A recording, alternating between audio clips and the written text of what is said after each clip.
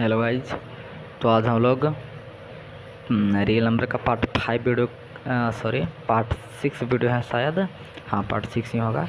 Part 6 video करने वाला है। इसके पहले का पार्ट मतलब कि इसके पहले का सारा वीडियो हो चुका है। अगर आप देखना चाहते हैं तो जा कर के देखिए, ठीक है। तो आज हम देखने वाले हैं कैसे किसी ऑड इंटीजर या फिर पॉजिटिव इंटीजर को सॉल्व किया जाता है। जैसे हमें क्वेश्चन लिख रहे हैं कि सो दैट, देखिए हम क्वेश्चन लिख देते हैं डायरेक्ट। देखिए आपको यहाँ स्क्रीन पर क्वेश्चन नज़र आ रहा होगा। ये RS अग्रवाल का ही क्वेश्चन है। So that every odd positive integer in the form of 6q + 1, 6q + 3 या 6q + 5 for some integer of q। देखिए q की तरफ कुछ हो सकता है, AM, AN, AS, कुछ भी हो सकता है, कुछ भी वेरिएबल, ठीक है। आप सबके लिए सॉल्व है इसी तरीक़े से करते हैं। मतलब 6 का मल्टीपल +1, 6 का मल्टीपल +3, 6 का मल्टीपल +5, समझ रहे हैं ना। मतलब 6q 6m कुछ हो जाए, मतलब मिला जुला करने का मतलब कि ये जो है 6 का मल्टीपल है कुछ, ठीक है। तो अब देखिए इसको सॉल्व कैसे करते हैं। तो इसके लिए हमको सबसे पहले क्या करना पड़ता है ना, तो सबसे पहले लेट करना पड़ता है कि let A be odd positive में, ऑड हमको शो करना है तो ऑड मान लेते हैं। ए बी ऑड पॉजिटिव, देखिए यहाँ ए दूसरा है, A be odd positive integer, ठीक है। मान लेते हैं कि ए जो है ये कोई एक ऑड पॉजिटिव इंटीजर है, जो कि हमको मानना है ए ऑड, तो ऑड ही मानेंगे इसको, ठीक है। अब क्या करेंगे कि ए को डिवाइड करेंगे कुछ नंबर से। ये जिसको हम माने हैं इसको कुछ नंबर से डिवाइड करेंगे। तो किस नंबर से डिवाइड करेंगे, तो यहाँ देखेंगे, इससे हमको आइडिया मिलेगा किस नंबर से डिवाइड करेंगे। इसका जो डिवाइजर है ना, देखिए ये आपको दिख रहा होगा, जिसका जिसका मल्टीपल, देखिए सब में 6 का मल्टीपल है, तो जितना का मल्टीपल रहेगा उतने से डिवाइड करेंगे। अगर यहाँ पे 4q रहेगा, 8q रहेगा तो 8 से डिवाइड करेंगे, 4q रहेगा तो इसको 4 से डिवाइड करेंगे, अगर 5q रहेगा तो इसको 5 से डिवाइड करेंगे। समझ रहे, मतलब जितना हमको लाना है उसी से डिवाइड करेंगे। तो 6q + 1, 6q + 3, 6q + 5 है, तो हम इसको 6 से ही डिवाइड करेंगे। तो अब लिखेंगे कि a इज़ डिवाइडेड बाई 6, ए को डिवाइड किया जा रहा है 6 से। तो मान लेते हैं कि हमको कुछ क्वोशेंट बच रहा है, तो क्वोशेंट मान लेते हैं q, कुछ मान सकते हैं आप। Let quotient be q and remainder बच रहा है r, ऐसे ही मान लेते हैं, रिमाइंडर इज़ r, ठीक है। मतलब कि अगर ये को डिवाइड किया जा रहा है 6 से, तो मान लेते हैं क्वोशेंट बच गया q एंड रिमाइंडर बच गया r, ठीक है। तो इसको यूक्लिड डिवीजन लेमा के रूप में लिखते हैं। तो बाय यूक्लिड डिवीजन लेमा से कैसे इसको लिखेंगे, यूक्लिड डिवीजन लेमा से लिखेंगे ए को डिवाइड किया जा रहा है 6 से, तो ये हो गया dividend, dividend is equal to divisor, divisor मतलब कि जिससे डिवाइड किया जा रहा है इनटू कोसेंट मतलब q प्लस रिमाइंडर मतलब r। इसी तरह डिवाइड लिखते हैं a बराबर 6q + r, ठीक है। ये जो कि डिविडेंट है और 6 जो कि डिवाइजर है, मतलब इसको से डिवाइड कर रहे हैं q यानी कि कोसेंट हो गया, और प्लस रिमाइंडर मतलब r हो गया ना। अब इसको कोष्ट में लिखेंगे कि r का मान क्या क्या हो सकता है, आप हमको दिमाग लगे जल्दी बताएं। हम पहले वाला वीडियो में बताए थे यूक्लिड डिवीजन लेमा में r जो होता है उसके ऊपर कुछ रेस्ट्रिक्शन होता है, वो 0 डिवाइजर के बीच में लाई करता है, मतलब 0 या 0 से बड़ा हो सकता है लेकिन हमेशा डिवाइजर से छोटा होता है। तो r का जो यहाँ मतलब पॉसिबल वैल्यू होगा, लिख सकते हैं कितना कितना हो जाएगा, 0 भी होगा लेकिन 0 से छोटा नहीं होगा, 0 का बराबर होगा और 0 का बड़ा होगा, 1 2 3 4 5 पे तक होगा। लेकिन क्योंकि डिवाइजर यहाँ 6 है, तो डिवाइजर 6 है तो डिवाइजर का तो इक्वल नहीं होगा, हमेशा डिवाइजर से छोटे रहता है, बताए थे ना। r जो है डिवाइजर का छोटा रहता है और 0 से बड़ा रहता है और 0 भी होता है, ठीक है। मतलब 0 के इक्वल टू ग्रेटर देन होता है और डिवाइजर से लेस देन हमेशा होता है, ठीक है। तो 0 1 2 3 4 5 r का पॉसिबल वैल्यू इतना सारा है, ठीक है। अब देखिए तो a बराबर हमको इतना आ गया, लेकिन r का पॉसिबल वैल्यू तो हमारे पास 6 को दिख रहा है, मतलब 6 में से कुछ हो सकता है। तो हम 6 को बारी बारी से रख के देखेंगे, ठीक है।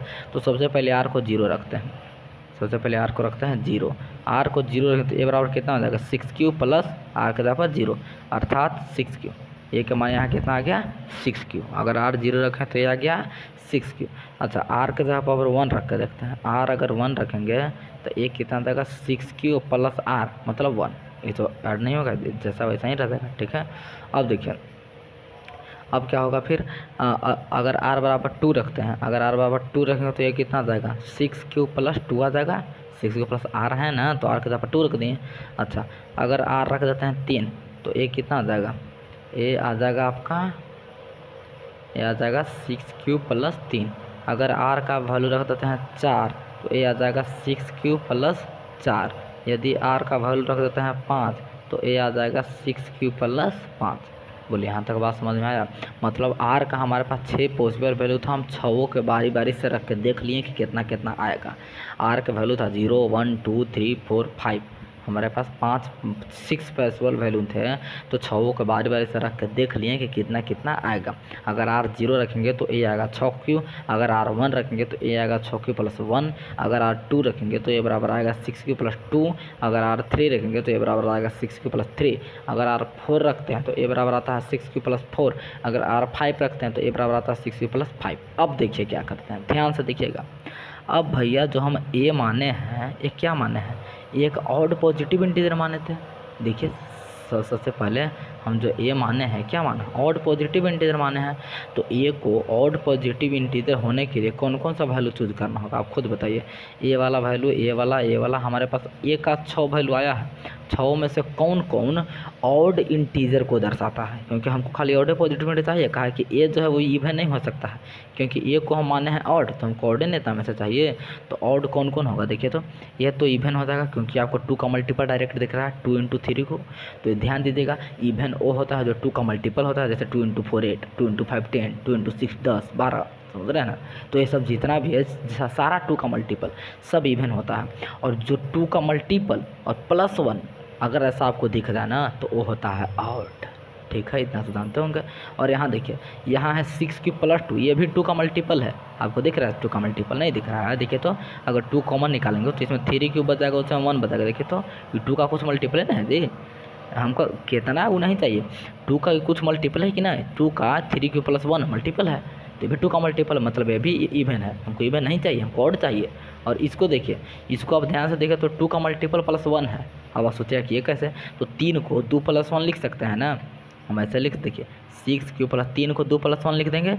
और अभी हम देखे थे कि 6Q प्लस 2 का मल्टीपल है, तो इसमें प्लस 1 है, ये ऑड हो जाएगा।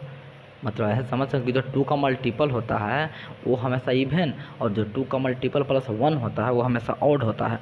जैसे यहाँ देखिए, ये भी 2 का मल्टीपल है, दिख रहा है, जैसे 2 कॉमन निकालेंगे तो 3Q प्लस 2 हो जाएगा, एकदम ही 2 का मल्टीपल है, तो ये भी इवन हो जाएगा। यह है 2Q मल्टीपल प्लस 4 1 है, कैसे देखिए 6Q प्लस 5 को 4 + 1 लिख सकते हैं, और 6Q प्लस 4 अभी हम देखेंगे 2 का मल्टीपल होता है, तो 6Q प्लस 4 2 का मल्टीपल हो गया और प्लस 1 हो गया, प्लस 1 मतलब ये भी ऑड हो गया। तो जो जो इसमें से आपको ऑड नजर आ रहा है आप उसी को चूज कीजिए, क्योंकि ये हमारा ऑड पॉजिटिव इंटीजर है। तो हम यहाँ लिख सकते हैं कि सिंस, देखिए 6Q, पहले ऐसे लिख देंगे 6Q है और 6Q प्लस 2 है और 6Q प्लस 4, ये सब इवन इंटीजर है, ऐसे लिख देंगे आर इवन पॉजिटिव इंटीजर, ये सब इवन है, लेकिन हमको चाहिए odd. Okay, even positive integer, hence या फिर देयरफॉर कुछ भी लिख सकते हैं। जो हमारा ए होगा तो ए बराबर क्या क्या हो सकता है, ऐसे लिख सकते हैं hence every odd positive integer, मतलब कि ऑड पॉजिटिव इंटीजर कौन कौन हो सकता है, odd positive integer is in the form of, क्या क्या हो सकता है, तो 6Q प्लस 1 के फॉर्म में हो सकता है, या तो 6Q प्लस 3 के फॉर्म में हो सकता है, या तो 6Q प्लस 5 के फॉर्म में। बस हो गया प्रूफ, यही तो लिखना था। मतलब इसके बाद आपको फिर क्वेश्चन में लिख देना है, हो गया काम खत्म। बोलिए बात को समझ में आया? यदि बात समझ में आया तो एक और करने का ट्राई कीजिए, हम एक और आपको बताते हैं, ठीक है, उसको ध्यान से कीजिएगा। चलिए इसको नोट कर लिए, कर लीजिए पॉज कर। हाँ तो देखिए आपके स्क्रीन पर कुछ क्वेश्चन आ गया, इसको सॉल्व करने का ट्राई कीजिए। क्या बोल रहा है, so that every even positive, आपके पास इवन पॉजिटिव इंटीजर है, ध्यान दीजिएगा, is in the form of 4m। देखिए हम बोले थे ना क्यू के जगह पर एम कुछ हो सकता है, आपसे उत्तर दीजिएगा तो बस जस्ट उसी तरह करना है।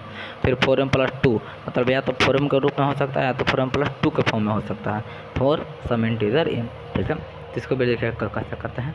सबसे पहले वही मान लेंगे कि लेट ए, कुछ भी एक नंबर को मान लेते हैं कि A be a even positive integer, हमके बार इवन मानना है ना, लेना है तो इवन ए को इवन मानेंगे, इवन पॉजिटिव इंटीजर, ठीक है।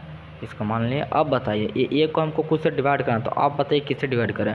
हमको जिसको मल्टीपल में लाना होता है उसी से डिवाइड करते हैं, बताया था ना। जैसे उसमें 6 को लाना था तो 6 से डिवाइड किए थे, यहाँ 4 के मल्टीपल में लाना, तो ए को 4 से डिवाइड करेंगे। तो यहाँ लिखेंगे ए इज़ डिवाइडेड बाई 4, तो let Q be quotient, quotient को आप कुछ ही मान सकते हैं, Q be quotient and R with the remainder, R with the remainder. मतलब मान लेते हैं कि अगर ए को 4 से डिवाइड करते हैं तो हमारे पास कोसेंट क्यू बचता है और रिमाइंडर आर बचता है। तो इसको यूक्लिड विभाजन के रूप में पहले लिख लेते हैं। तो by Euclid division lemma, Euclid division lemma से हम क्या बोलेंगे, डिविडेंट। डिविडेंट मतलब कि जिसको डिवाइड कर रहे हैं, ए को डिवाइड कर रहा है, बराबर डिवाइडर, डिवाइडर मतलब कि 4 इंटू कोसेंट मतलब क्यू प्लस रिमाइंडर मतलब आर। ये हो गया मेरा यूक्लिड डिवीजन लेमा के रूप में लिख दिया ना, ये बराबर 4Q प्लस आर। ठीक है। अब यहाँ पे आर का पॉसिबल वैल्यू आप खुद बताइए क्या क्या होगा। आर का पॉसिबल वैल्यू होगा यहाँ पे, आर क्या होता है, 0 और 0 से बड़ा लेकिन डिवाइडर से हमेशा छोटा। मतलब आर 0 भी हो सकता है, 1 भी हो सकता है, 2 भी हो सकता है, लेकिन 3 तक जाएगा, 4 नहीं होगा क्योंकि 4 डिवाइडर होगा। तो आर डिवाइडर से हमेशा छोटा होगा। ठीक है। अब देखिए, अब हमारे पास 4 का 4 पॉसिबल वैल्यू है, मतलब ए का भी 4 पॉसिबल वैल्यू होगा। तो बारी बारी से रख के सबको चेक करेंगे कितना कितना है, बस उसी तरह है। तो रखेंगे पहले आर बराबर 0 रखते हैं। अगर आर बराबर 0 रखेंगे तो ए बराबर कितना आ जाएगा, 4Q प्लस 0 यानी कि 4Q रह जाएगा। ठीक है। अगर आर बराबर 1 रखते हैं, if R is equal to 1, R बराबर 1 रखते हैं तो ए बराबर आ जाएगा 4Q प्लस 1। अगर आर बराबर 2 रखते हैं तो ए बराबर आ जाएगा 4Q प्लस 2। अगर आर बराबर 3 रखते हैं, इफ़ आर बराबर 3, तो ए बराबर आपका आ जाएगा 4Q प्लस 3। अब देखिए 4 पॉसिबल वैल्यू आर के आए हैं, लेकिन चारों में से हमको वही को सिलेक्ट करना है जो कि ए का पॉसिबल वैल्यू हो। ए को हम क्या माने थे, इवन माने थे अब की बार ना। तो अब की बार इवन को देखिए, जो जो इवन है हम वही को सिलेक्ट करेंगे। तो इवन कौन कौन है देखिए, ये 2 का मल्टीपल हम बताए थे इवन होता है, तो 2 इंटू 2Q 2 का मल्टीपल है ना जी, देखिए ना 2 इंटू 2Q नहीं होगा, तो 2 का मल्टीपल है, तो ये वाला हो गया इवन। और ये देखिए 2 का मल्टीपल है लेकिन प्लस 1 है, तो ये हो गया ऑड। ये देखिए सीधा 2 का मल्टीपल आपको नज़र आ रहा है, 2Q प्लस 1 कॉमा होना जाएगा, तो ये भी 2 का मल्टीपल है, लेकिन ये जो है 2 का मल्टीपल प्लस 1 है। कैसे, 3 को 2 प्लस 1 लिख देंगे। अभी हम जाना है कि 4Q प्लस 2 का मल्टीपल होता है प्लस 1 है, तो ये हो जाएगा ऑड। तो हमको ऑड नहीं चाहिए, हमको इवन वाला चाहिए। तो ये पहले लिखेंगे कि सिंस 4Q प्लस 1 और 4Q प्लस 3 ये जो है ऑड है, ये क्या है, ऑड, ऑड पॉजिटिव इंटीजर। हमको चाहिए इवन वाला, तो इवन वाला चाहने के लिए बस अब हो गया, काम खत्म हो गया। अब लिख देंगे डायरेक्ट कि therefore every even positive integer